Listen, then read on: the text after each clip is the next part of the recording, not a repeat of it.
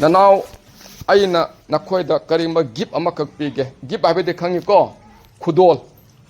sigi khudol se aina pige noi lowgadra lowroidra lowgani natra si khudol sigi manung se siga pot mayam khak yawreba khudol haiba si karino sumna sumaina pire kata khudol natte haiba khudol se kedori yamna phajaba cherang amana yomaga box amige manungda makhal mathelge pochai hapaga thamamdori bani natra Chana ba chocolate to ore patara su madura makhal makhal ge yaurum ga dori bani ko hojik se Jisu Christa poklakani haibadu ge matang ge ba wahi den aina haidu se poktri tang kun manga da pon si tang kun manga ge numit December ge tang kun manga do Prabhu Jisu Christa pokadaba numit ni ngasi phawda pol loi si pokani haibadu tang haige aduga polakpada kari yaurukadabna haibadu madidum yaurakani ko madu khudol mo ina ta se ko khudol jamna phajaba khudol ni sigi khudol se masigi box gi khudol se manung se kari kari yawida ahla mansing yamna pukchel sengna thawai ting na ta se mase ko na thibada phangdaba poni sigi box gi manung se yawramba potse ase angak pochei ngaktani ko hairiba pochei se Prabhu Jisu Christa masamak se khudol amoina tabang pan sida lakpani khudol amaka oina tabang pan sida lakpani Prabhu Jisu Christa lakpase for all the human in this world. Pithibi da laireba mi khuding makene. Mana lakpada aikoi punamaksida khudol amakha phangjabani aikoina. Karigi khudol no haibaduni aina haigadurse. Khudol de yaurga lai makse. Adamapu without calling to Lord Jesus Christ, he himself came to this world. Sung kau da bida. Baton sung tau da bida. Prabhu Jisu Christa masamak na tabang panda lakpani. Ko madugi gift to pina na bege damakta madugi khudol do pina na bege damakta Jisu Christa se kanagma tabang panami ama khakta na Prabhu nang lau hana kaukiba leite masamak na lakpani sarga gi ahangba awangba atyadagi mana malem leibak thakta jangakpa matamda mayoiba sing satugi mate pam siendone was groaning ko kapta hi laudana leiba uba phangbani karigino haba matamda Pithibi haiba mafam masidi Satan gi adugma mafam am oiba maramna Satan na chahalaba mi gi thamoi singsina mawa mapureba masak khangna raktabadagi imung de yamna law khongban nairakpa khana sena ba hengalakpa mama mapa masak khangaktaba sigumbagi nahi khonthang mayam gi mitki pi mayam se kanagi mafam da tagi haiba matamda kanbiba mapu ibunga magi mafam da loina jawbani ngasi adom na tawriba thabak mayam singsi se nakoina tawriba khuding Fi amada khumjalaga nataga zum gi thong lonsalaga tawrambu oiba taraga su ibungo magi mamangda punnamak yoba ngamani nakoina tawriba lona tawba khudima magi mamangda phongna loina ugadoriba ngaktani ni punnamak se pap chenbani isori wahina haiba lei bible da sumaina lei hebrew hana lairik ama lei madugi laitu gi 9 gi 20 da sumaina iduna lei meiba se pap kokna na begidamakta di I tadraga di pap kokpiba lei te hebani There is no forgiveness of the sins without the shedding of the blood. I am to so haibani sigi waisi. Mi sigi I se tadraga di pap se kupiba leite haibani. Mamanga gi matamda di mi sing se pap se kupaga thamnarami. Ko pap se singdokpa ngamamde. Mamanga gi matamda haming gumba kaga sallaba gumba kaga maduga gi thorakpa idana khudomena khiaga dumai tawdana pap sing se kokna bi chana bi leramani. Madugi Pap sing do matam kharani go irani temporary oibani kui nei ge banate adomu ngasai awang badigi yang pa isor do ekhoche pap si le heba maramna pap se kopin an bege damakta mi sing marakta pap si loina yawba maramna papi amado papi amna kopi bangam daba maramna masamak na haksang na tabang pach da lakpani isor ge wahairam da yengasi bible ge khwaidigi aroiba lairik am lei phongdok piba haiduna lei Mayam punamak phajana tas angang sing tai ko nanaw tai ko tagadame khangaugadabani akhodi sumaina su kanagum amana habiraktrabani aina ima hoi baba hoi na aingonda karigam amatta tambiraktabadana maram oraga akhoi sumaina Krista thajarakpani tambir amadi akhoi sumaina oiramo anuko oibasina amhina labak phabu oirame khangna isoda ningjabo oirame khangdana iso ningbasidi kaisu kanadabani khangaga iso ningadabani Aigi ipabu aina khangdaba targa de kamai tawdino natro ꯑꯩꯒꯤ ꯏꯃꯥꯕꯣꯏꯅ ꯃꯁꯛ ꯈꯪꯗ꯭ꯔꯗꯤ ꯀꯃꯥꯏꯅ ꯇꯧꯗꯣꯏꯅꯣ ꯈꯪꯗꯕ ꯃꯤꯗꯣ ꯏꯃꯥ ꯍꯥꯏꯅ ꯀꯧꯕ ꯌꯥꯕ꯭ꯔꯣ ꯈꯪꯗꯕꯗ ꯏꯄꯥ ꯍꯥꯏꯅ ꯀꯧꯕ ꯌꯥꯕ꯭ꯔꯣ ꯈꯪꯕ ꯑꯩꯒꯤ ꯃꯁꯛ ꯃꯥꯟꯕ ꯑꯩꯒꯤ ꯃꯁꯛ ꯑꯩꯒꯤ ꯁꯛꯁꯨ ꯏꯄꯥ ꯃꯥꯜꯂꯦꯕ ꯅꯣꯏꯒꯤꯁꯨ ꯃꯃꯥ ꯅꯠꯇ꯭ꯔꯒ ꯕꯕꯥ ꯁꯣꯏꯗꯅ ꯃꯥꯜꯂꯝꯒꯅꯤ ꯈꯖꯤꯛꯇꯪ ꯃꯥꯟꯕ ꯌꯥꯎꯔꯝꯒꯅꯦꯕ ꯅꯠꯇ꯭ꯔꯥ ꯑꯗꯨ ꯀꯔꯤꯒꯤꯅꯣ ꯑꯩꯈꯣꯏꯁꯨ ꯏꯁꯣꯔꯅ ꯑꯩꯈꯣꯏꯒꯤ ꯃꯤꯇꯝ ꯂꯧꯔꯒ ꯏꯁꯣꯔꯒꯤ ꯃꯤꯇꯝꯗ ꯑꯩꯈꯣꯏ ꯁꯦꯝꯃꯛꯄꯅꯦꯕ ꯑꯗꯨꯃꯥꯏꯅ ꯋꯥꯍꯩꯔꯝ ꯅꯞꯇꯤꯡꯁꯤ ꯕꯥꯏꯕꯜꯒꯤ ꯈ꯭ꯋꯥꯏꯗꯒꯤ ꯑꯔꯣꯏꯕ ꯂꯥꯏꯔꯤꯛ ꯐꯣꯡꯗꯣꯛꯄꯤꯕ ꯍꯥꯏꯅ ꯁꯔꯒ ꯃꯥꯂꯦꯝ ꯄꯨꯝꯅꯃꯛꯀꯤ ꯍꯌꯦꯡ ꯇꯨꯡꯗ ꯂꯣꯏꯔꯛꯀꯗꯕ ꯃꯥꯅ ꯀꯔꯤ ꯄ꯭ꯔꯣꯒ꯭ꯔꯥꯝ ꯆꯠꯊꯔꯛꯀꯗꯕꯅꯣ ꯍꯥꯏꯕꯗꯣ ꯇꯥꯏꯕꯪꯗ ꯂꯩꯕ ꯃꯤꯑꯣꯏꯕ ꯃꯌꯥꯝꯁꯤꯡꯁꯤꯅ ꯍꯌꯦꯡ ꯀꯣꯟꯅ ꯀꯔꯤ ꯑꯣꯏꯔꯛꯀꯅꯤ ꯍꯥꯏꯕꯗꯨꯒꯤ ꯃꯇꯥꯡꯗ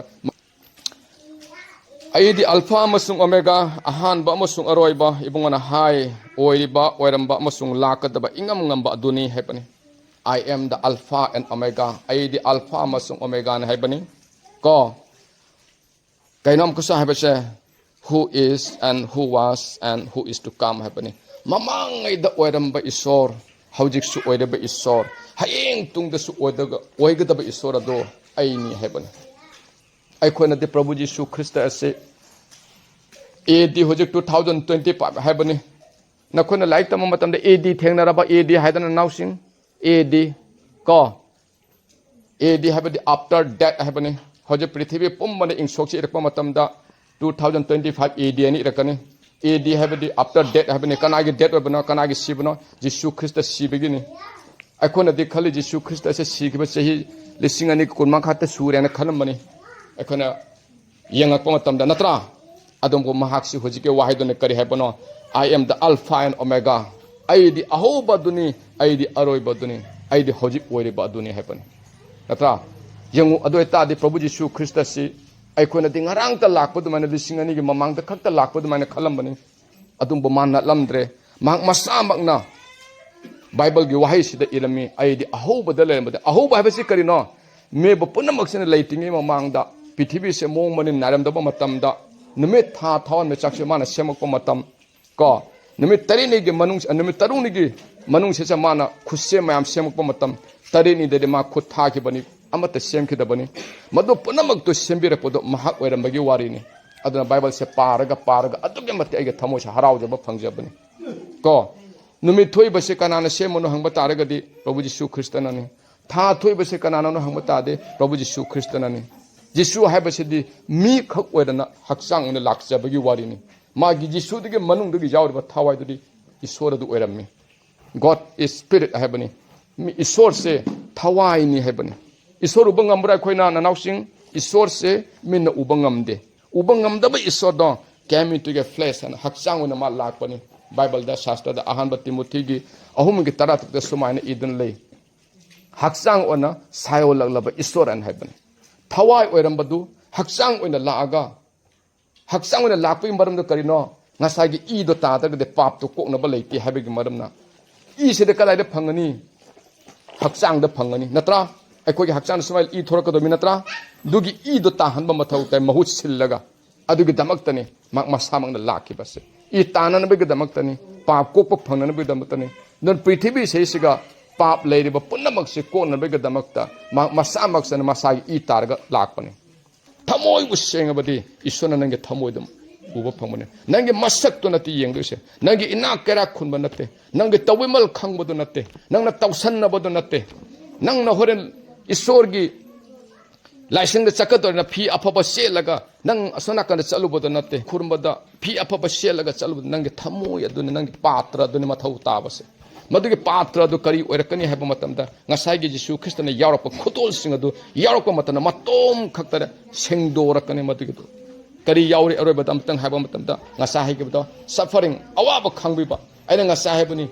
ꯑꯩꯅ ꯋꯥꯒꯗꯕ ꯑꯩꯒꯤ ꯏꯆꯤꯟ ꯏꯅꯥꯎꯅ ꯋꯥꯒꯗꯕ ꯂꯩꯔꯕꯗꯤ ꯑꯩꯉꯣꯟꯗ ꯄꯤꯔꯛꯎ ꯍꯥꯏꯈꯤꯕꯅꯤ ꯑꯩꯅ ꯁꯦꯝ ꯑꯗꯨꯃꯥꯏꯅ ꯖꯤꯁꯨ ꯈ꯭ꯔꯤꯁꯇꯅ ꯇꯥꯏꯕꯪꯄꯥꯟꯗ ꯂꯥꯛꯄ ꯃꯇꯝꯗ ꯅꯪꯅ ꯃꯇꯝ ꯆꯨꯞꯄꯗ ꯋꯥꯗꯅꯕꯒꯤꯗꯃꯛꯇ ꯅꯪꯅ ꯃꯇꯝ ꯆꯨꯞꯄꯗ ꯂꯥꯏꯔꯗꯨꯅ ꯂꯩꯇꯅꯕꯒꯤꯗꯃꯛꯇ ꯅꯪꯅ ꯃꯇꯝ ꯆꯨꯞꯇꯅ ꯃꯤꯅꯥꯏ ꯑꯣꯏꯗꯅ ꯁꯩꯇꯥꯟꯒꯤ ꯃꯤꯅꯥꯏ ꯑꯣꯏꯗꯅ ꯐꯠꯇꯕ ꯊꯕꯛ ꯇꯧꯗꯅꯕꯒꯤꯗꯃꯛꯇ ꯇꯥꯏꯕꯪꯒꯤ ꯑꯁꯤꯒꯨꯝꯕ ꯄꯥꯞꯀꯤ ꯀꯩꯁꯨꯝꯁꯤꯡ ꯑꯁꯤ ꯅꯪ ꯀꯨꯏꯅ ꯀꯞꯇꯨꯅ ꯂꯩꯇꯅꯕꯒꯤꯗꯃꯛꯇ ꯃꯍꯥꯛ ꯃꯁꯥꯃꯛꯅ ꯑꯩꯒꯤꯗꯃꯛꯇ ꯅꯪꯒꯤꯗꯃꯛꯇ ꯃꯤꯒꯤ ꯐꯨꯕꯤꯕ ꯃꯌꯥꯝꯗꯣ ꯃꯥꯅ ꯃꯁꯥꯁꯦ ꯄꯣꯞꯄ ꯃꯈꯩ ꯁꯔꯨꯁꯤ ꯎꯕ ꯃꯈꯩ ꯃꯁꯛ ꯑꯗꯨꯛꯀꯤ ꯃꯇꯤꯛ ꯊꯤꯕ ꯃꯈꯩ ꯐꯤꯐꯥꯎ ꯊꯣꯡꯗꯕ ꯃꯈꯩ ꯅꯪꯒꯤꯗꯃꯛꯇ ꯏꯀꯥꯏꯕ ꯈꯥꯡꯕꯤꯈꯤꯕ ꯑꯩꯒꯤꯗꯃꯛꯇ ꯏꯀꯥꯏꯕ ꯈꯥꯡꯕꯤꯈꯤꯕ ꯃꯗꯨꯒꯨꯝꯕꯒꯤꯗꯃꯛꯇ ꯂꯥꯛꯈꯤꯕ ꯏꯁꯣꯔ ꯑꯗꯣ ꯁꯐꯔꯤꯡ ꯅꯪꯅ ꯑꯋꯥꯕ ꯅꯪꯒꯗꯕꯒꯤꯗꯃꯛꯇ ꯑꯩꯒꯤ ꯏꯁꯣꯔ ꯑꯗꯨꯅ ꯄꯨꯈꯤꯕꯅꯤ ꯑꯩꯅ ꯑꯋꯥꯕ ꯅꯪꯕꯒꯤꯗꯃꯛꯇ ꯄꯥꯝꯗꯗꯅ ꯃꯥꯅ ꯑꯩꯒꯤ ꯑꯋꯥꯕꯗꯣ ꯀ꯭ꯔꯣꯁ ꯃꯊꯛꯇ ꯄꯨꯈꯤꯕꯅꯤ ꯑꯩꯅ ꯏꯀꯥꯏꯕ ꯅꯪꯗꯅꯕꯒꯤꯗꯃꯛꯇ ꯃꯥꯅ ꯐꯤꯖꯦꯠ ꯐꯤꯒꯥꯏ ꯁꯦꯠꯂꯒ ꯀ꯭ꯔꯣꯁꯀꯤ ꯎꯒꯤ ꯀꯥꯔꯣꯡ ꯃꯊꯛꯇ ꯃꯥ ꯂꯩꯈꯤꯕꯅꯤ ꯃꯍꯥꯛ ꯏꯁꯣꯔꯅ ꯃꯐꯝ ꯑꯗꯨꯗ ꯃꯥ ꯃꯥꯡꯉꯝꯕ ꯌꯥꯕꯅꯤ ꯇꯧꯈꯤꯗꯦ ꯀꯔꯤꯒꯤꯅꯣ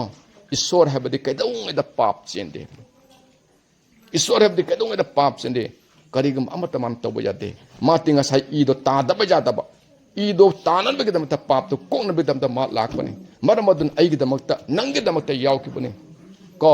ꯑꯗꯨꯒꯤ ꯃꯔꯝꯅꯅꯤ ꯑꯩꯈꯣꯏꯅ ꯉꯁꯤꯁꯐꯔꯤꯡ ꯑꯋꯥꯕ ꯈꯥꯡꯉꯛꯄ ꯃꯇꯝꯗ ꯅꯪꯅ ꯑꯋꯥꯕ ꯂꯩꯒꯗꯕ ꯂꯩ ꯇꯥꯔꯒꯗꯤ ꯑꯩꯒꯤ ꯑꯋꯥꯕꯁꯦ ꯇꯥꯆꯧ ꯅꯪꯅ ꯄꯨ ꯍꯥꯏꯔ ꯇꯥꯆꯧ ꯌꯥꯔꯛꯑꯣꯏ ꯍꯥꯏꯕ ꯀꯩꯗꯧꯉꯩꯗ ꯅꯠꯇ꯭ꯔꯣ ꯑꯩ ꯌꯥꯝ ꯋꯥꯔꯦ ꯇꯥꯆꯧ ꯅꯪꯅ ꯍꯥꯏꯕ ꯌꯥꯒꯗ ꯌꯥꯔꯣꯏꯕ ꯅꯪꯅ ꯇꯧꯕꯅ ꯅꯪꯅ ꯐꯪꯒꯗꯕꯅꯤ ꯑꯩꯅ ꯇꯧꯕꯅ ꯑꯩꯅ ꯐꯪꯒꯗꯕꯅꯤ ꯅꯠꯇ꯭ꯔꯣ ꯑꯗꯨꯅ ꯅꯈꯣꯏꯁꯨ ꯌꯥꯝꯅ ꯀꯟꯅ ꯊꯤꯌꯨ ꯑꯉꯥꯡꯁꯤꯡ ꯅꯅꯥꯎ ꯅꯈꯣꯏ ꯑꯩ ꯌꯥꯝꯅ ꯅꯨꯡꯁꯤꯀꯣ ꯀꯔꯤꯒꯤ ꯍꯥꯏꯕ ꯑꯩꯈꯣꯏꯁꯤ ꯀꯔꯤꯃꯇ ꯈꯟ ꯏꯃꯥꯅꯁꯨ ꯇꯝꯕꯤꯔꯛꯇꯦ ꯏꯄꯥꯅꯁꯨ ꯇꯝꯕꯤꯔꯛꯇꯦ ꯏꯌꯥꯝꯕꯅꯁꯨ ꯇꯝꯕꯤꯔꯛꯇꯦ ꯏꯁꯣꯔ ꯀꯅꯥꯅ ꯑꯩ ꯃꯁꯛ ꯈꯪꯉꯛꯇꯕꯅꯤ ꯃꯇꯝ ꯑꯃꯗ ꯅꯈꯣꯏ ꯀꯞꯄꯛꯈꯤꯅꯤ ꯍꯦꯛ ꯂꯝꯕꯤ ꯊꯤꯔꯛꯄ ꯃꯇꯝꯗ ꯑꯍꯜ ꯂꯃꯟ ꯂꯩꯔꯤꯕ ꯏꯆꯤꯜ ꯏꯅꯥꯎ ꯃꯌꯥꯝꯁꯤꯡꯁꯤꯅꯁꯨ ꯀꯔꯤꯒꯨꯝꯕ ꯋꯥꯈꯜ ꯃꯤꯀꯨꯞ 5-10 ꯈꯜꯂꯒ ꯑꯩꯁꯤꯕꯨ ꯀꯔꯤꯒꯤꯗꯃꯛꯇ ꯇꯥꯏꯕꯪꯄꯥꯟꯗ ꯊꯥꯔꯛꯄꯅꯣ ꯍꯥꯏꯕꯁꯤꯅ ꯈꯟꯕ ꯌꯥꯎꯈ꯭ꯔꯕ꯭ꯔꯥ ꯉꯁꯤꯒꯤ ꯅꯨꯃꯤꯠ ꯑꯁꯤꯗ ꯈꯟꯕ ꯇꯝꯁꯤ ꯉꯁꯤꯒꯤ ꯅꯨꯃꯤꯠ ꯑꯁꯤꯗ ꯈꯟꯕ ꯇꯝꯁꯤ ꯄ꯭ꯔꯚꯨ ꯖꯤꯁꯨ ꯈ꯭ꯔꯤꯁꯇꯅ ꯇꯥꯏꯕꯪꯄꯥꯟꯗ ꯂꯥꯛꯄꯁꯦ ꯃꯗꯨꯒꯤ ꯈꯟꯕ ꯇꯝꯅꯅꯕ ꯏꯪꯊꯕ ꯑꯋꯥꯕ ꯈꯥꯡꯕ ꯅꯨꯡꯁꯤꯕ ꯀꯅꯥꯒꯨꯝꯕꯒꯤ ꯄꯣꯠꯂꯨꯝ ꯄꯨꯅꯕꯒꯤꯗꯃꯛꯇ ꯃꯁꯥꯃꯛꯅ ꯂꯥꯛꯈꯤꯕ ꯃꯗꯨꯒꯤ ꯒꯤꯐꯇꯣ ꯖꯤꯁꯨ ꯍꯥꯏꯕꯗꯨꯒꯤ ꯍꯛꯆꯥꯡꯗꯨꯒ ꯂꯣꯏꯅ ꯌꯥꯎꯔꯛꯄꯒꯤ ꯋꯥꯔꯤꯅꯤ ꯑꯗꯨꯛꯀꯤ ꯃꯇꯤꯛ ꯅꯨꯡꯁꯤꯈ꯭ꯔꯕ ꯏꯁꯣꯔꯅ ꯑꯩꯈꯣꯏꯒꯤ ꯏꯁꯣꯔꯁꯦ ꯌꯦꯡꯉꯨ ꯏꯁꯣꯔꯗꯤ ꯀꯩꯗꯧꯉꯩꯗ ꯁꯤꯕ ꯌꯥꯗꯦ ꯖꯤꯁꯨ ꯍꯥꯠꯄꯤꯈꯤꯕ ꯅꯠꯇ꯭ꯔꯥ ꯖꯤꯁꯨꯗ ꯃꯤꯅ ꯍꯥꯠꯈꯤ ꯅꯠꯇ꯭ꯔꯥ ꯖꯤꯁꯨ ꯁꯤꯈ꯭ꯔꯦ ꯍꯥꯏꯕꯅꯦꯕ ꯅꯠꯇ꯭ꯔꯣ ꯌꯦꯡꯉꯨ ꯏꯁꯣꯔ ꯍꯥꯏꯕꯗꯨꯗꯤ ꯑꯍꯤꯡꯕꯅꯤ ꯃꯥ ꯁꯤꯕ ꯌꯥꯗꯦ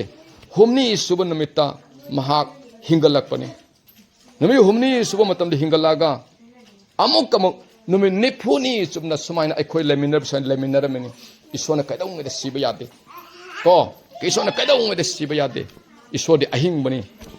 ꯃꯗꯨꯅ ꯉꯁꯥꯏ ꯀꯩꯅꯣ ꯍꯥꯏꯕꯗ ꯑꯩꯅ ꯑꯍꯧꯕꯗ ꯄꯥꯈꯤꯕꯗꯣ ꯕꯥꯏꯕꯜꯒꯤ ꯑꯔꯣꯏꯕꯗ ꯌꯥꯎꯈꯤꯕꯗꯣ ꯑꯩꯗꯤ ꯑꯍꯧꯕꯗ ꯂꯩꯔꯝꯕ ꯑꯗꯨꯅꯤ ꯑꯩꯗꯤ ꯍꯧꯖꯤꯛꯁꯨ ꯂꯩꯔꯤ ꯍꯌꯦꯡ ꯀꯣꯟꯅꯁꯨ ꯂꯩꯒꯗꯕ ꯏꯁꯣꯔ ꯑꯗꯨ ꯑꯩꯅꯤ ꯑꯩꯗꯤ ꯅꯈꯣꯏꯒꯤ ꯅꯃꯥꯅ ꯅꯄꯥꯅ ꯂꯣꯏꯅꯔꯝꯕ ꯏꯁꯣꯔ ꯑꯗꯨ ꯑꯩꯅꯤ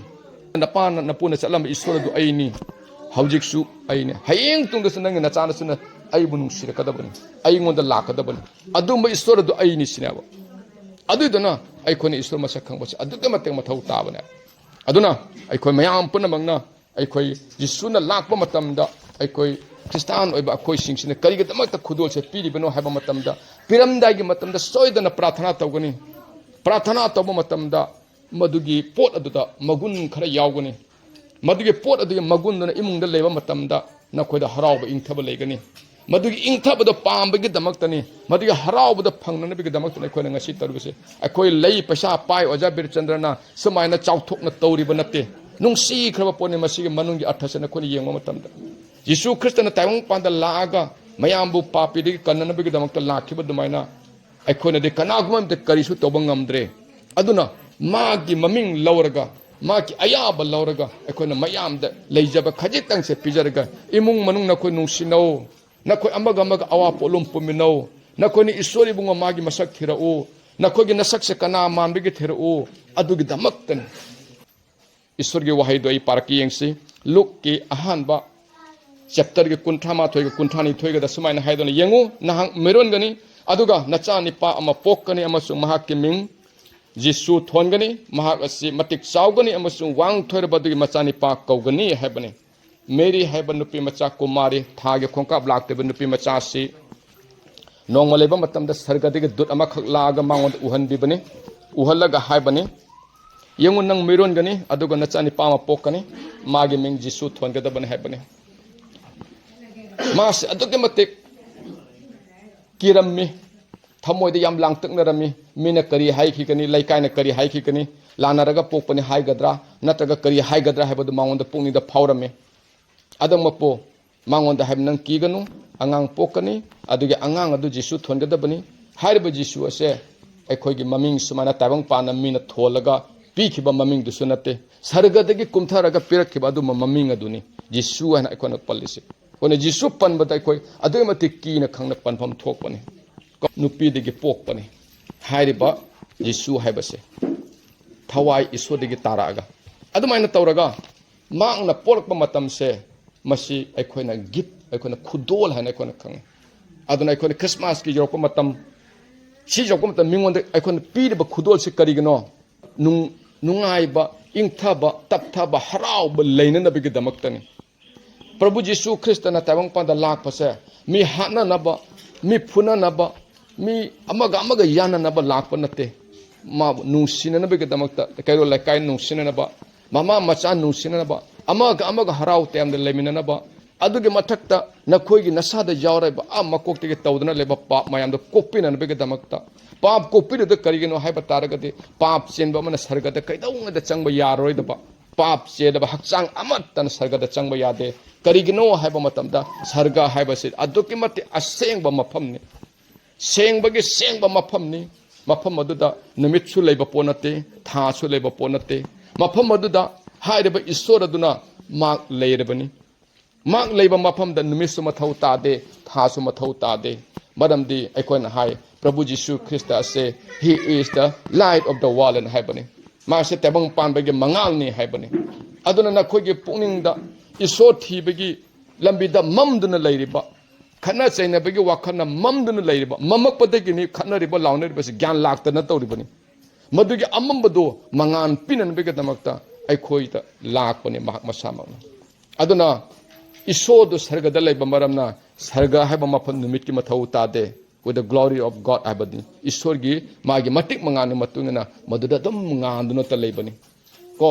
मदमाइना फजाबा मफम अदुनी हाइरिबा मदुगमा ईश्वर अदुनी एखो ताइबंग पादा लागा अइगी नंगी अतोप अतोप जाति धर्म खुदिंग मक्किदमता माना लाखिबनी अमुखक्तने माना लाकपसे अमुखक्तंग लाकपदुदा नंगी नपुंसीदा ओंगननबा माना पीरबनी करिगम अमत अवाटप लेत्रबनी नुंसिनबा ओरबसु हरावबगी ओरबसु अपेनबगी ओरबसु माना लाकप मतमदा लोय पुनमक यावरगा लाबनी मदुगी ngसाइगी खुदोल सिंग अदुनी आई खुदोल सिंग द करि करिनो हायरके जिसु द यावरप खुदोल सिंग से अखो जिसु गी बॉक्स ने अखो हुजिक लेदिस नत्रा जिसु द खुदोल अम नत्रा तबंग पानबगी मदुगी खुदोल द जिसु नि अदुगी जिसु दगी मनुंग द यावब पोचे सिंग से करि करिनो हायब मतमदा salvation हाइबदी अरान खुबम दे पाप कोक्चब पाप यावजदब पुंसी मक माना पूरगा लाकपनी करिगनो माना लाकप मतमदा क्रॉस द मफम द ई ताब मतमदुगा मयाम गी महुत सिलगा माना ई ताके मरमना पाप यावदब ओहनबगी मरमना अरान खुबम गे लंबी दो फंगजबनी मदु माना पूरगा लाकपनी अनि सुबद कैनो नुंसीबनी अखोगी प्रभु जीशु ख्रिस्त लौसिलबा इमुंग अमदा प्रभु जीशु ख्रिस्त लोइनरब मिसक अमदा इमुंग अदुदा हरावबगी लेगनी इंगथबगी लेबनी खना चैनब लेरोय हरावबगी बलेगनी अदुना मफम अदुदा नुंसिब लेगनी नुंसिब लेबा मफम दुदुगा ईश्वर यावगनी ईश्वर याव मफमदा यीशु लेगनी मरमदन महाकी बॉक्स अदुदा माकी गिफ्ट अदुदा यीशु दुगा यावरकपसे अरान खुबम पाप यावदब पुंसिद मनंगोंद पिनबिरे अनि सुबदा नुंसिबा हाबद नंगोंद पिनबिरे नहान कैरो लाइकाई मिंग फुनर नन कौबंग ममदबदो यीशु से थाजरकपा यीशु से ईश्वर मनी यीशु न ताइबंग पांद लाकपनी हाइना नंग खांको मतमदा मा फना फतना नंगोंद कावरमबदो नंग चलगा कौनरुनेबा मदुगे थमोयद नंगोंद फावरकनेबा मतोमतनी फावरकोदेसे कानाना सु तंबिरओय मतोमद खक्ता लाकनी अदुना फॉरगिवनेस अदर्स अदुगा अतोप अतोपगीसु कैरो लेकाइगेसु इमुंग मनुंगसु कोकपी बंगंबगे खुदोल अमा खक यावरगा लाकने कोकपी बंगंबा हाबदे करिनो कनागम मी अमा लाक्तना नंगना होरेन नुंगदांगी चागे हेना हाउना थोंगबा चाकतो माना चाथोकरे हेना खल्लसे नंगना अदुगे मतिक सावगदोरिबनी अइगे सरुक्ता कनाम मीम चाहदि सावरोइद्रो नत्रो सावदोइ नत्रो कनाम मी अमा खंगना अइना चागे हेना खलब एप्पल खंगदे ऑरेंज खंदे नंगना टेबल खने थममदो कनाम मीम लागा चाखेतन सावरोइद्रो सावदोइने बंत्रो अदों पुमदो नंग सावब पोरायबा नंगना खंगनी कमाय खंगनी ओ मास अइंगोंदगी हेना लामम ओइबोइरे मास ओंथोकपनिदा अइना वाबसिदे माने हेना वारा बोइरे अइना लाइददिबसिदे माने हेना लाइररो बोइरे अदुना माक्सी अइ चाजा ख्रिस्तानु दाना कोलकने अदुगा थमोइद नंगोंदा लाकनेबा मदु लाकपो मतमदुगा केदोनी यीशुदो मदु गिफ्ट अदु नंगोंदा यावरगनेबा मदुगी गिफ्ट मदु खुदोलदो मदु नोंम खक्तगे नतेबा मदुगी गिफ्ट मदु खुदोलदो नगे नपुंसी चुप्प सिद्रिबा फावबदा अदुमते यावदन लेदोरबनेबा मदुगी खुदोलसु यावरगन खोइदा लाकपनेबा अमना करिनो हाइबा मतमदा ꯀꯅꯥꯒꯨꯝꯕꯒꯤꯗꯃꯛꯇ ꯑꯋꯥꯕ ꯈꯥꯡꯕꯁꯨ ꯅꯪ ꯃꯗꯨꯗ ꯌꯥꯎꯒꯅꯦꯕ ꯑꯋꯥꯕ ꯈꯥꯡꯕ ꯍꯥꯏꯕꯗꯤ ꯀꯔꯤꯅꯣ ꯃꯤꯒꯤꯗꯃꯛꯇ ꯌꯦꯡꯉꯨ ꯅꯣꯏꯈꯣꯏꯒꯤ ꯏꯃꯨꯡ ꯃꯅꯨꯡꯁꯤꯗ ꯑꯩꯗꯤ ꯍꯥꯟꯅ ꯁꯨꯃꯥꯏꯅ ꯑꯋꯥꯕ ꯈꯥꯡꯉꯛꯑꯦ ꯑꯩꯅ ꯀꯃꯥꯏꯅ ꯏꯁꯣꯔꯗ ꯄ꯭ꯔꯥꯊꯅꯥ ꯇꯧꯏ ꯃꯇꯨꯡ ꯏꯁꯣꯔꯁꯤ ꯈꯪꯉꯛꯇꯦ ꯀꯣ ꯑꯩ ꯂꯥꯏꯅꯤꯡꯊꯧ ꯀꯥꯗ ꯆꯪꯉꯦ ꯄ꯭ꯔꯥꯊꯅꯥ ꯇꯧꯏ ꯀꯃꯥꯏꯅ ꯇꯧꯏ ꯍꯥꯏꯕ ꯃꯇꯝꯗ ꯂꯥꯏꯅꯤꯡꯊꯧ ꯑꯩꯒꯤ ꯏꯆꯤꯟ ꯏꯅꯥꯎ ꯃꯌꯥꯝꯁꯤꯡꯁꯤꯅ ꯋꯥꯒꯗꯕ ꯂꯩꯔꯕꯗꯤꯅꯦ ꯃꯣꯏꯒꯤ ꯑꯋꯥꯕꯗ ꯑꯩꯉꯣꯟꯗ ꯂꯣꯏꯅ ꯄꯤꯔꯛꯑꯣ ꯑꯩꯉꯣꯟꯗ ꯅꯨꯡꯉꯥꯏꯒꯗꯕ ꯂꯩꯇꯦ ꯑꯩꯒꯤ ꯅꯨꯡꯉꯥꯏꯅꯕ ꯃꯈꯣꯏꯗ ꯂꯣꯏꯅ ꯍꯥꯞꯆꯤꯟꯕꯤꯌꯣ ꯑꯩ ꯑꯗꯨꯃꯥꯏꯅ ꯅꯤꯔꯛꯑꯦꯕ ꯑꯩꯒꯤ ꯊꯃꯣꯏꯁꯤ ꯌꯥꯝꯅ ꯁꯦꯡꯅ ꯍꯧꯔꯛꯄꯅꯤ ꯑꯗꯨꯝ ꯍꯥꯏꯅ ꯑꯩ ꯊꯃꯣꯏꯁꯤ ꯌꯥꯝꯅ ꯁꯦꯡꯅ ꯇꯧꯔꯛꯏ ꯊꯃꯣꯏꯕꯨ ꯁꯦꯡꯉꯗꯤ ꯏꯁꯣꯔꯁꯦ ꯃꯇꯣꯝꯇ ꯂꯥꯛꯄꯅꯤ ꯑꯗꯨꯒꯤ ꯏꯁꯣꯔꯁꯦ ꯅꯪ ꯃꯁꯛ ꯈꯪꯉꯛꯀꯅꯤ ꯌꯥꯝ ꯑꯁꯦꯡꯕ ꯃꯤꯁꯤꯡꯗꯣ ꯂꯣꯏꯅ ꯌꯤꯁꯨꯅ ꯇꯥꯞ ꯂꯣꯏꯅ ꯐꯥꯔꯛꯀꯅꯤ ꯃꯁꯦ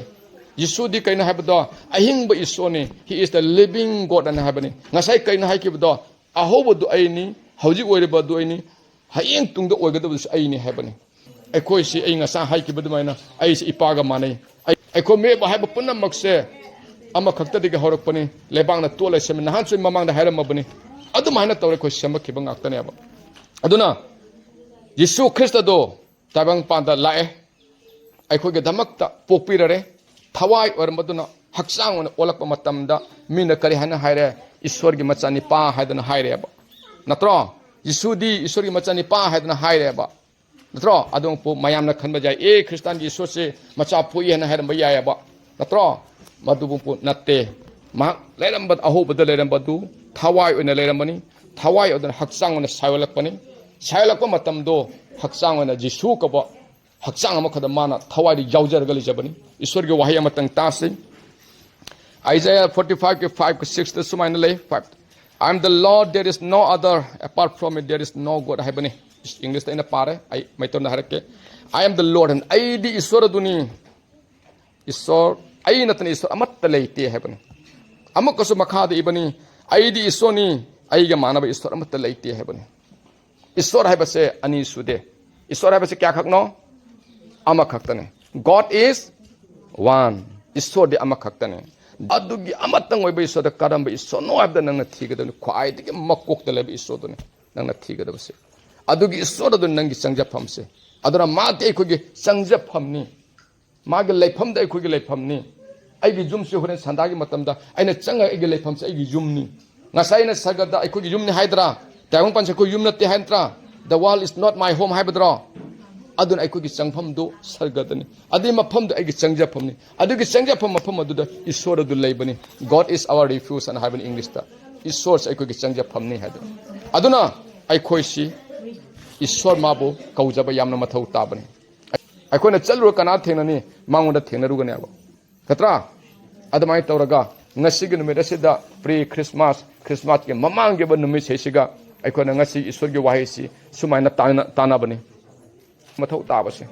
thawai du khne ma thau ta ai hakchang di ko mai thara loikidabani phummaga loikidabani taimasan nga thawai du lomana da thawai ni aduna aroi bagi oina ai bahasa matang ina haige hairaba jisu christasti mana johan haiba larik amba lei adugi pandup tara gi pada tara sumain ai di makoina hingba phangna ba masung makoina marang kaina phangna ba lakle haibani hingba phangna ba haibani hingba haiba se leitaba tari ko siba kaure aba natra na ana jisu christ taimopan lakpase ai khogi hingba pina na begi damak tana ba hingba haibase karamba hingba no haiba matamda makhal ani gi hingba ai khoida pina biaba makhal ani gi hingba jisu christ na taimopan lakpase makhal ani gi hingba phange amana kamaina no taibangi leiringa gi matam masida ai khoni hingjabadu ahingba makhal aman taibangi wangma landana ai gi thawai sana hakchang de separation tongana chakhiba matamda ai gi hakchang asena pallaga taibangda lehorani litna aiga thawai asana nanthoga kharai digi litna chakibana chakhragani aduga thawai aduni lomanai da mafamda haibadi isoga lona legadabani adugi du pinabi ba adumaina pinabi ba isoda du Jesu Christa aduni aduna aidi makoina hingba phangnaba amasu makoina marang kaina phangnaba lakle haibani tung chauraba sangsara ma amko leiri maduga matunda kari orugadabano haibado madu mafamdu gai ko tadana nabigi damakta aidi hingba pibiba isora duni hadna Jesu Christa na haibani adugi hingba pibado sargarom da chakhibadu hingba oirudurise adugi mafamda chanan begi damaktani babu Jesu Christa na aidi lambi aduni na haibani magi lambi dune khone chachabas ada magi gift go jarko poche mayam do ꯑꯩꯈꯣꯏ ꯂꯧꯁꯤꯟꯁꯤ ꯉꯁꯤꯒꯤ ꯅꯨꯃꯤꯠ ꯑꯁꯤꯗ ꯑꯔꯣꯏꯕꯒꯤ ꯄ꯭ꯔꯥꯊꯅꯥ ꯑꯃꯇꯪ ꯇꯧꯔꯛꯀꯦ ꯑꯗꯨꯒ ꯄ꯭ꯔꯥꯊꯅꯥ ꯇꯧꯔꯒ ꯃꯌꯥꯝ ꯄꯨꯝꯅꯃꯛꯅ ꯑꯩꯈꯣꯏ ꯂꯦꯞꯃꯤꯟꯅꯁꯤ ꯐꯝꯕꯗ ꯋꯥꯔꯝꯒꯅꯤ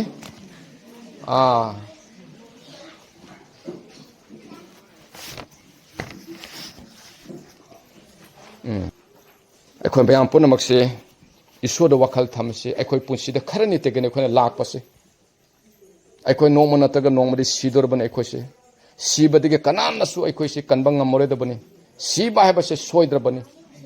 ꯁꯤꯕ ꯍꯥꯏꯕꯁꯤ ꯁꯣꯏꯗ꯭ꯔ ꯅꯪꯒꯤ ꯅꯨꯡꯁꯤꯔꯕ ꯅꯪꯒꯤ ꯅꯆꯥ ꯅꯪꯒꯤ ꯅꯨꯡꯁꯤꯔꯕ ꯅꯪꯒꯤ ꯅꯄꯨꯔꯕ ꯅꯪꯒꯤ ꯅꯨꯡꯁꯤꯔꯕ ꯅꯪꯒꯤ ꯅꯨꯄꯤ ꯊꯥꯗꯣꯛꯑꯃꯒ ꯆꯠꯈꯤꯒꯗꯧꯔꯕꯅꯤ ꯃꯗꯨ ꯄꯨꯝꯅꯃꯛꯇꯣ ꯇꯥꯁꯜ ꯈꯣꯝꯖꯜꯂꯒ ꯄꯨꯝꯅꯃꯛ ꯂꯣꯏꯔꯝꯃꯒ ꯅꯪ ꯆꯠꯈꯤꯕ ꯃꯊꯧ ꯇꯥꯕꯅꯤ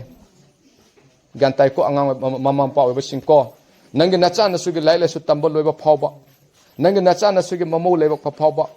ꯀꯣ ꯅꯪꯒꯤ ꯅꯌꯥ ꯂꯩꯕ ꯐꯥꯎꯕ ꯁꯤꯕ ꯌꯥꯗꯦ ꯑꯩꯈꯣꯏ ꯁꯤꯔꯣꯏ ꯑꯩꯈꯣই ꯊꯕꯛ ꯂꯣꯏꯗ꯭ꯔꯤ ꯇꯥꯏꯕꯪꯒꯤ ꯊꯕꯛ ꯂꯣꯏꯗ꯭ꯔꯤ ꯍꯥꯏꯕꯁꯤ ꯅꯈꯣꯏ ꯄꯨꯛꯅꯤꯡꯗ ꯈꯟꯕ ꯇꯝꯒꯗꯕꯅꯤ ꯉꯁꯤꯒꯤ ꯅꯨꯃꯤꯠ ꯑꯁꯤꯗ ꯃꯌꯥꯝ ꯄꯨꯝꯅꯃꯛꯅ ꯃꯤꯠ ꯎꯏꯁꯟꯁꯤ ꯃꯁꯤꯗ ꯈ꯭ꯔꯤꯁꯇꯥꯟꯒꯤ ꯂꯥꯏꯅꯤꯡꯒꯤꯅꯤ ꯑꯗꯨꯒꯤꯅꯤ ꯑꯗꯥꯏꯅꯤ ꯀꯔꯤꯃꯠꯇ ꯈꯟꯕꯤꯒꯅꯨ ꯅꯪꯒꯤ ꯊꯃꯣꯏ ꯑꯗꯨꯈꯛꯅꯤ ꯏꯁꯣꯔꯅ ꯄꯥꯝꯕꯁꯤ ꯑꯩꯅ ꯉꯁꯥꯏ ꯍꯥꯏꯕ ꯅꯪꯅ ꯏꯅꯥꯛ ꯈꯨꯜꯂꯝꯕ ꯌꯥꯏ ꯅꯪ ꯄꯩꯁꯥ ꯌꯥꯝ ꯄꯥꯏꯔꯝꯕ ꯌꯥꯏ ꯅꯪꯒꯤ ꯃꯁꯛ ꯌꯥꯝꯅ ꯐꯖꯔꯝꯕ ꯌꯥꯏ ꯃꯗꯨ ꯏꯁꯣꯔꯗ ꯊꯤꯕ ꯅꯠꯇꯦ ꯏꯁꯣꯔꯗꯣ ꯂꯥꯏꯔꯕ ꯑꯣꯏꯅ ꯃꯥ ꯂꯥꯛꯄꯅꯤ ꯅꯤꯡꯊꯧ ꯑꯃ ꯑꯣꯏꯅ ꯄꯩꯁꯥ ꯄꯥꯏꯕ ꯃꯤ ꯑꯃ ꯑꯣꯏꯅ ꯂꯥꯛꯄ ꯅꯠꯇꯦ ꯂꯥꯏꯔꯕ ꯑꯣꯏꯅ ꯃꯥ ꯂꯥꯛꯈꯤꯕꯅꯤ ꯃꯥ ꯐꯤꯖꯦꯠ ꯐꯤꯒꯥꯏ ꯁꯦꯠꯂꯒ ꯑꯩꯒꯤꯗꯃꯛꯇ ꯁꯤꯈꯤꯕꯅꯤ ꯅꯈꯣꯏꯒꯤꯗꯃꯛꯇ ꯁꯤꯈꯤꯕꯅꯤ ꯃꯗꯨꯃꯥꯏꯅ ꯑꯩꯈꯣꯏꯁꯨ ꯈꯟꯒꯗꯕꯅꯤ ꯑꯩꯈꯣꯏ ꯁꯤꯕ ꯌꯥꯗꯦ ꯍꯧꯖꯤꯛ ꯑꯩꯈꯣꯏ ꯅꯥꯕ ꯌꯥꯗꯦ ꯑꯩꯈꯣꯏ ꯍꯧꯖꯤꯛ ꯑꯩꯈꯣꯏ ꯀꯩꯗꯧꯉꯩꯗ ꯃꯐꯝ ꯃꯇꯝ ꯆꯥꯗ ꯑꯩꯈꯣꯏ ꯁꯤꯕ ꯌꯥꯗꯦ ꯂꯩꯔꯤꯕ ꯑꯍꯜ ꯂꯃꯟꯁꯤꯡ ꯑꯩꯈꯣꯏ ꯃꯥꯃꯣꯁꯨ ꯌꯥꯎꯅ ꯑꯩꯈꯣꯏ ꯅꯤꯅꯦꯁꯨ ꯌꯥꯎꯅ ꯅꯈꯣꯏ ꯁꯤꯕ ꯌꯥꯗꯦ ꯍꯧꯖꯤꯛ ꯅꯈꯣꯏꯒꯤ ꯃꯇꯝ ꯂꯩꯔꯤ ꯇꯥꯏꯕꯪꯄꯥꯟꯗ ꯃꯗꯨꯒꯤ ꯃꯤꯌꯥꯠ ꯃꯇꯝ ꯑꯗꯨ ꯄ꯭ꯔꯚꯨꯅ ꯑꯩꯈꯣꯏꯗ ꯄꯤꯔꯛꯈ꯭ꯔꯕꯅꯤ ꯃꯗꯨꯅ ꯑꯩꯈꯣꯏ ꯃꯤꯠ ꯎꯏꯁꯟꯁꯤ ꯃꯌꯥꯝ ꯄ꯭ꯔꯥꯊꯅꯥ ꯇꯧꯁꯤ ꯍꯜꯂꯦꯂꯨꯌꯥ ꯃꯤꯠ ꯎꯏꯁꯟꯁꯤ ꯑꯉꯥꯡꯁꯤꯡ ꯄꯨꯝꯅꯃꯛꯁꯨ ꯊꯃꯣꯏꯗ ꯅꯈꯣꯏꯅ ꯏꯁꯣꯔ ꯃꯁꯛ ꯈꯪꯉꯝꯗꯕ ꯏꯁꯣꯔꯒꯤ ꯂꯝꯕꯤ ꯊꯤꯅꯤ ꯍꯥꯏꯕ ꯈꯪꯗꯕ ꯑꯣꯏꯕ ꯇꯥꯔꯒꯗꯤ ꯉꯥꯏꯍꯥꯛꯇꯪ ꯅꯈꯣꯏꯒꯤ ꯊꯃꯣꯏꯅ ꯈꯜꯂꯨ ꯏꯁꯣꯔꯁꯦ ꯀꯅꯥꯕꯨꯅꯣ ꯉꯁꯤ ꯑꯣꯖꯥꯅ ꯍꯥꯏꯔꯤꯕꯁꯤꯕꯨ ꯆꯨꯝꯕ꯭ꯔꯥ ꯄ꯭ꯔꯚꯨ ꯖꯤꯁꯨ ꯅꯪꯕꯨ ꯏꯁꯣꯔꯅꯦ ꯅꯪꯕꯨ ꯃꯤꯔꯅꯦ ꯍꯥꯏꯕꯁꯦ ꯑꯩꯉꯣꯟꯗ ꯇꯝꯕꯤꯌꯨ ꯍꯥꯏꯕꯁꯦ ꯑꯩꯈꯣꯏ ꯏꯃꯨꯡꯗ ꯑꯁꯨꯛ ꯌꯥꯝꯅ ꯈꯟꯅꯔꯤꯕ ꯂꯥꯎꯅꯔꯤꯕ ꯑꯩꯈꯣꯏ ꯏꯅꯦꯝ ꯏꯀꯨꯒꯤ ꯃꯔꯛꯇ ꯁꯨꯛ ꯌꯥꯝꯅ ꯐꯠꯇꯕ ꯂꯩꯔꯤꯁꯤ ꯀꯔꯤꯒꯤꯅꯣ ꯁꯨꯛ ꯌꯥꯝꯅ ꯁꯩꯇꯥꯟꯒꯤ ꯑꯊꯦꯝꯕ ꯃꯌꯥꯝ ꯂꯩꯔꯤꯁꯤ ꯀꯔꯤꯒꯤꯅꯣ ꯅꯪꯅ ꯑꯃꯨꯛꯇꯪꯗꯤ ꯂꯥꯛꯈꯤꯕ ꯃꯌꯥꯝꯁꯤ ꯅꯪꯅ ꯈꯨꯗꯣꯜꯅꯦ ꯍꯥꯏ ꯇꯥꯏꯕꯪꯄꯥꯟꯕꯤ ꯈꯨꯗꯣꯜꯅꯦ ꯍꯥꯏ ꯅꯍꯥꯛꯁꯤ ꯑꯩꯈꯣꯏꯗꯁꯨ ꯈꯨꯗꯣꯜ ꯑꯃ ꯑꯣꯏꯅ ꯌꯨꯝꯗ ꯆꯪꯕꯤꯔꯔꯣꯏ ꯍꯥꯏꯅ ꯅꯈꯣꯏꯒꯤ ꯊꯃꯣꯏ ꯃꯅꯨꯡꯗ ꯂꯩꯕꯤꯔꯣ ꯅꯪꯒꯤ ꯊꯃꯣꯏꯗ ꯀꯧꯖꯧ ꯄ꯭ꯔꯥꯊꯅꯥ ꯇꯧꯁꯤ ꯍꯜꯂꯦꯂꯨꯌꯥ ꯁꯦꯡ ꯊꯣꯏꯔꯕ ꯏꯉꯝ ꯇꯉꯝꯕ ꯇꯥꯏꯕꯪ ꯃꯥꯂꯦꯝ ꯁꯦꯝꯕꯤꯕ ꯂꯥꯏꯅꯤꯡꯊꯧ ꯂꯥꯏ ꯄꯨꯝꯅꯃꯛꯀꯤ ꯅꯤꯡꯊꯧ ꯂꯥꯏꯅꯤꯡꯊꯧ ꯄ꯭ꯔꯚꯨ ꯅꯍꯥꯛꯀꯤ ꯅꯐꯝꯗ ꯍꯔꯥꯎꯕ ꯐꯣꯡꯗꯣꯛꯆꯔꯤ ꯉꯁꯤꯒꯤ ꯐꯖꯔꯕ ꯃꯇꯝ ꯑꯁꯤ ꯄ꯭ꯔꯚꯨ ꯖꯤꯁꯨ ꯅꯍꯥꯛꯅ ꯑꯩꯈꯣꯏꯗ ꯄꯤꯅꯕꯤꯔꯤ ꯐꯖꯔꯕ ꯃꯇꯝ ꯑꯁꯤꯒꯤ ꯃꯅꯨꯡ ꯑꯁꯤꯗ ꯄ꯭ꯔꯚꯨ ꯅꯍꯥꯛꯅ ꯅꯍꯥꯛꯀꯤ ꯅꯨꯡꯁꯤꯔꯕ ꯅꯆꯥꯁꯤꯡ ꯄꯤꯛꯂꯕ ꯑꯉꯥꯡꯁꯤꯡ ꯄꯨꯕꯤꯔꯛꯇꯨꯅ ꯅꯍꯥꯛꯀꯤ ꯋꯥꯍꯩ ꯇꯥꯅꯅꯕꯒꯤꯗꯃꯛꯇ ꯃꯈꯣꯏꯒꯤ ꯃꯅꯥꯀꯣꯡ ꯁꯦꯡꯗꯣꯛꯄꯤꯕ ꯃꯈꯣꯏꯒꯤ ꯄꯨꯛꯅꯤꯡ ꯋꯥꯈꯜ ꯅꯍꯥꯛꯅ ꯑꯃꯠꯇ ꯑꯣꯏꯅ ꯂꯩꯍꯟꯕꯤꯕꯒꯤꯗꯃꯛꯇ ꯍꯔꯥꯎꯖꯩ ꯄ꯭ꯔꯚꯨ ꯏꯄꯥ ꯏꯁꯣꯔ ꯏꯕꯨꯡꯉꯣ ꯅꯍꯥꯛꯀꯤ ꯑꯍꯤꯡꯕ ꯏꯁꯣꯔ ꯑꯍꯥꯟꯕꯗ ꯂꯩꯔꯝꯕ ꯏꯁꯣꯔ ꯑꯍꯧꯕꯗ ꯂꯩꯔꯝꯕ ꯏꯁꯣꯔ ꯍꯧꯖꯤꯛ ꯑꯣꯏꯔꯤꯕ ꯏꯁꯣꯔ ꯑꯃꯗꯤ ꯍꯌꯦꯡ ꯇꯨꯡꯗꯁꯨ ꯑꯣꯏꯔꯒꯗꯕ ꯏꯁꯣꯔ ꯑꯜꯐꯥ ꯑꯃꯁꯨꯡ ꯑꯣꯃꯦꯒꯥ beginning and the end first and the last ꯑꯗꯨꯒꯨꯝꯕ ꯏꯁꯣꯔ ꯄ꯭ꯔꯚꯨ ꯅꯍꯥꯛꯄꯨ ꯉꯝꯈꯩ ꯂꯩꯇꯅ ꯊꯥꯒꯠꯆꯔꯤ ꯅꯍꯥꯛꯀꯤ ꯆꯝꯂꯕ ꯑꯃꯗꯤ ꯃꯃꯜ ꯂꯩꯔꯕ ꯋꯥꯍꯩꯁꯤꯡꯁꯦ ꯊꯃꯣꯏ ꯈꯨꯗꯤꯡꯃꯛꯀꯤ ꯂꯝꯄꯥꯛꯁꯤꯗ ꯄ꯭ꯔꯚꯨ ꯑꯐꯕ ꯃꯔꯨ ꯑꯃꯒꯨꯝꯅ ꯇꯥꯕ ꯉꯝꯕ ꯑꯣꯏꯁꯅꯨ ꯃꯔꯨꯁꯤꯡꯁꯤ ꯄ꯭ꯔꯚꯨ ꯖꯤꯁꯨ ꯈ꯭ꯔꯤꯁꯇ ꯅꯍꯥꯛꯀꯤ ꯃꯤꯡꯗ ꯍꯨꯜꯂꯕꯅꯤ ꯄ꯭ꯔꯚꯨ ꯏꯄꯥ ꯏꯁꯣꯔ ꯃꯔꯨꯁꯤꯡꯁꯤꯅ ꯃꯈꯣꯏꯒꯤ ꯊꯃꯣꯏꯒꯤ ꯂꯝꯄꯥꯛ ꯑꯁꯤꯗꯒꯤ ꯃꯇꯣꯟ ꯆꯣꯡꯉꯛꯇꯨꯅ ꯏꯕꯨꯡꯉꯣ ꯅꯍꯥꯛꯄꯨ ꯃꯁꯛ ꯈꯪꯖꯕ ꯉꯝꯕ ꯄꯨꯟꯁꯤ ꯑꯃ ꯅꯍꯥꯛꯅ ꯄꯤꯅꯕꯤꯌꯨ ꯃꯈꯣꯏꯒꯤ ꯄꯨꯟꯁꯤꯗ ꯃꯄꯥꯞ ꯀꯌꯥꯇꯪ ꯇꯧꯗꯨꯅ ꯂꯥꯛꯈ꯭ꯔꯕ ꯑꯣꯏꯔꯕꯁꯨ ꯄ꯭ꯔꯚꯨ ꯅꯍꯥꯛꯅ ꯃꯈꯣꯏꯒꯤ ꯃꯄꯥꯞ ꯀꯣꯛꯄꯤꯌꯨ ꯃꯈꯣꯏꯅ ꯏꯃꯨꯡ ꯃꯅꯨꯡꯗ ꯈꯠꯅꯕ ꯆꯩꯅꯕ ꯄꯦꯟꯗꯕ ꯅꯨꯡꯉꯥꯏꯇꯕ ꯃꯌꯥꯝꯅ ꯊꯜꯂꯕ ꯂꯩꯔꯝꯕ ꯇꯥꯔꯒꯁꯨ ꯄ꯭ꯔꯚꯨ ꯉꯁꯤꯒꯤ ꯅꯨꯃꯤꯠ ꯑꯁꯤꯗ ꯅꯍꯥꯛꯀꯤ ꯃꯃꯜ ꯂꯩꯔꯕ ꯈꯨꯗꯣꯜꯁꯤꯡꯁꯤꯅ ꯄ꯭ꯔꯚꯨ ꯃꯈꯣꯏ ꯏꯃꯨꯡꯗ ꯇꯞꯊꯕ ꯏꯪꯊꯕ ꯂꯩꯁꯅ ꯅꯍꯥꯛꯅ ꯇꯥꯏꯕꯪꯄꯥꯟꯗ ꯈꯨꯗꯣꯜ ꯑꯣꯏꯅ ꯂꯥꯛꯈꯤꯕꯗ ꯄ꯭ꯔꯚꯨ ꯉꯁꯤꯗꯤ ꯄ꯭ꯔꯚꯨ ꯏꯄꯥ ꯏꯁꯣꯔ ꯉꯁꯤ ꯂꯩꯔꯤꯕ ꯃꯌꯥꯝ ꯄꯨꯝꯅꯃꯛꯀꯤ ꯃꯐꯝꯁꯤꯗ ꯅꯍꯥꯛꯀꯤ ꯋꯥꯍꯩꯁꯤꯅ ꯈꯨꯗꯣꯜ ꯑꯣꯏꯔꯒ ꯆꯝꯂꯕ ꯈꯨꯗꯣꯜꯁꯤꯡꯁꯤꯅ ꯃꯤꯠꯀꯤ ꯑꯣꯏꯕ ꯈꯨꯗꯣꯜ ꯑꯣꯏꯔꯒ ꯃꯈꯣꯏꯒꯤ ꯃꯐꯝꯗ ꯁꯤꯟꯅꯖꯔꯤ ꯃꯈꯣꯏꯅ ꯃꯁꯤ ꯍꯔꯥꯎꯅ ꯂꯧꯁꯤꯟꯖꯕ ꯃꯈꯣꯏꯒꯤ ꯃꯄꯨꯟꯁꯤꯒꯤ ꯑꯣꯏꯅ ꯄ꯭ꯔꯚꯨ ꯅꯍꯥꯛꯅ ꯂꯣꯏꯅꯕꯤꯌꯨ ꯄ꯭ꯔꯚꯨ ꯏꯄꯥ ꯏꯁꯣꯔ ꯏꯕꯨꯡꯉꯣ ꯅꯍꯥꯛꯀꯤ ꯋꯥꯍꯩꯗ ꯏꯗꯨꯅ ꯂꯩꯕꯅꯤ ꯄ꯭ꯔꯚꯨ ꯅꯍꯥꯛꯄꯨ ꯃꯁꯛ ꯊꯤꯖꯔꯂꯕ मखोई मपापना मखोई मपाप असी कमदौरी अइबो ओंथोकपनि दा पापतिगे लैथोरक्तुना ईश्वरगी माइकई थिरक्प मतमदा प्रभु नाहके वाहैदे इदुन लै मखोइना तौजरम पाप मखै कोकपिगनि अमसुम मखोइना लैरबा लमदु फावैना अनाबा फहनगनि हाबनि मखोइना तौरम पाप लैरबसु प्रभु नाहना कोकपियु मखोइना लैरबा युम बारी इंखोल खुदिंग मक्ता प्रभु अफबा मही मरोंग थोकपा हराव नुंसिबना थनबा इमुंग अमदे लम ओहनबियु हादना कनबिबो मपु प्रभु यीशु ख्रिस्त के मिंगदनि जबनी आमेन प्रेज द लॉर्ड मया पुन